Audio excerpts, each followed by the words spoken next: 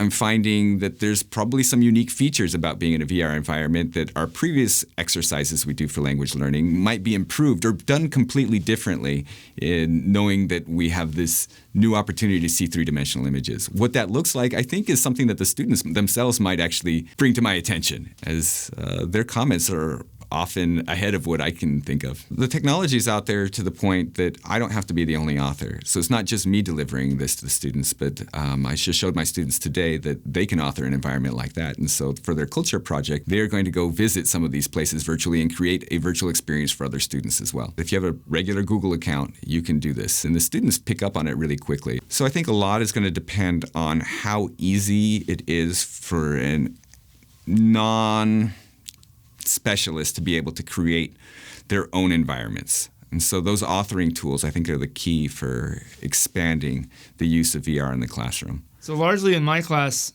I teach them the basics of what they need to know on how to work with virtual reality displays, virtual reality interfaces, how they can generally program those kinds of applications in VR. And at the same time, they have to be considerate of how are people actually going to use this, what are the goals, why do people want to do this, not just, especially for educational applications, because they really have to understand what the objectives of it is. Because the worst thing that they don't want to happen, which is really easy to do, is to do it, basically program it in the wrong way so that the interface and the display really gets in the way. It is possible to do it that way.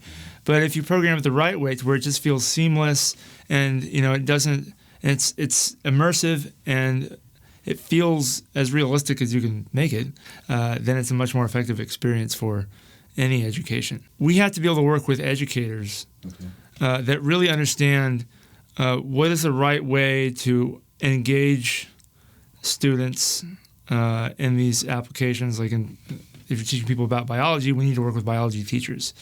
And so VR development is a very collaborative, multidisciplinary kind of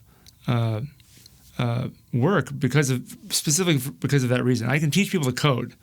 I can teach people to consider the end user and how what they're coding is going to affect the overall experience of the VR. And but we still need to be able to work with.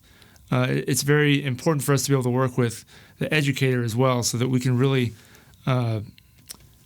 implement their vision and understand from their perspective what are the right types of interaction, what are the right types of things to visualize for the types of objectives, the educational objectives that they're trying to meet.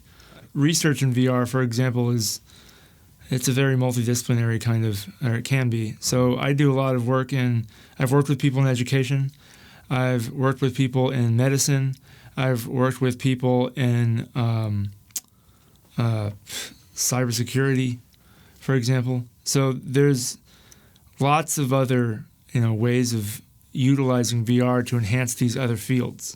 This is a very market-driven field in a way.